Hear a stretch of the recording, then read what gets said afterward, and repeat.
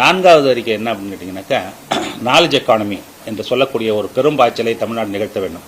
உங்களுக்கு தான் தெரியும், நம்மளது இந்தியாவிலேயே உயர்கல்வி படிக்கக்கூடிய மாணவர்கள் எண்ணிக்கை தமிழ்நாட்டில் தான் அதிகம். இந்திய அளவில் அது சராசரியாக 26% 27% என்று சொன்னால், தமிழ்நாட்டில் 47-48 விழுக்காடு என்ற அளவில் இருப்பதுதான் புள்ளிவிவரங்கள் தெரிவிக்கின்றன. அப்படி இருக்கும்பொழுது நமது மாணவர்களும் மாணவிகளும் அவ்வளவு பேர் உயர்கல்விக்கு வரும்பொழுது அவர்களுக்கு உண்டான உயர்ந்த வேலைவாய்ப்புகள், சாதாரண வேலைவாய்ப்புகள் ஒரு பக்கம் என்ன செய்ய வேண்டியிருக்கு அப்படின்னு கேட்டிங்கனாக்கா, சுமாராக படிப்பவர்களுக்கு அல்லது இடையில ஒரு டிகிரி வரைக்கும் படித்தவங்களுக்கு ஒரு வேலைவாய்ப்பும், பெரிய ஹைலி டெக்னிக்கலாக குவாலிஃபை இருக்கிறவங்களுக்கு இருக்கக்கூடிய உயர்ந்த சம்பளம் வரக்கூடிய அதிகமான வருவாய் வரக்கூடிய வேலைவாய்ப்புகள், ஹை பேயிங் ஜாப்ஸ்ன்னு சொல்லுவோம்ல, அந்த மாதிரி வாய்ப்புகள் வரக்கூடிய R&D போன்ற துறையில் வேலை செய்வதற்கு உலக அளவில் என்ன செய்கிறாங்கன்னு கேட்டிங்கன்னா, பெரிய பெரிய நிறுவனங்கள் எல்லாம் அவருடைய ஆராய்ச்சி பணிகளை இந்தியாவை நோக்கி நகர்த்தி கொண்டிருக்கிறார்கள். ஏன் அப்படின்னு கேட்டிங்கன்னா, டேலண்ட் பூல் என்பது மிக அதிகமாக இருக்கிறது ஒன்று.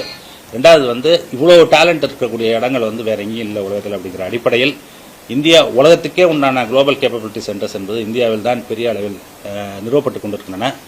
அதில் குறிப்பாக பெங்களூரு, ஹைதராபாத், பூனே போன்ற இடங்கள் முன்னணியில் இருக்கும் பொழுது, தமிழகத்தின் கடந்த 4 ஆண்டுகளாக நாம் பெருமுயற்சி செய்து 40-50 என்றிருந்த குளோபல் கேப்பபிலிட்டி சென்டர்ஸினுடைய எண்ணிக்கையை இப்பொழுது 150க்கு மேலாக உயர்த்தியிருக்கிறோம்.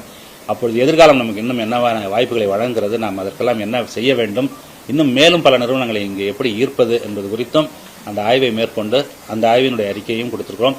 இந்த 4 அறிக்கைகள் தான் இன்று தமிழக முதலமைச்சரிடம் கொடுக்கப்பட்டுள்ளன. இந்த 4மே ஒன்றாக இணைத்து பார்த்தீர்கள் என்று சொன்னால், அவர் வைத்திருக்கக்கூடிய இலக்கு $1 trillion எக்கானமி என்பதை நோக்கி போவதற்கு வெவ்வேறு துறைகளில் எப்படி நாம் பயணம் செய்ய வேண்டியிருக்கிறது என்பதையும், அதே சமயத்தில் அந்த $1 trillion எக்கானமி அடையும் பொழுது அது எல்லோருக்குமானதாக இருக்க வேண்டும், எல்லோரையும் உள்ளடக்கியதானதாக இருக்க வேண்டும் என்பதையும் உறுதி செய்வதற்காகத்தான் அந்த SDG கோல்ஸ் இருக்குல்ல, அதற்குண்டான ஆய்வறிக்கையும் நாம் தயாரித்து வழங்கியிருக்கிறோம்.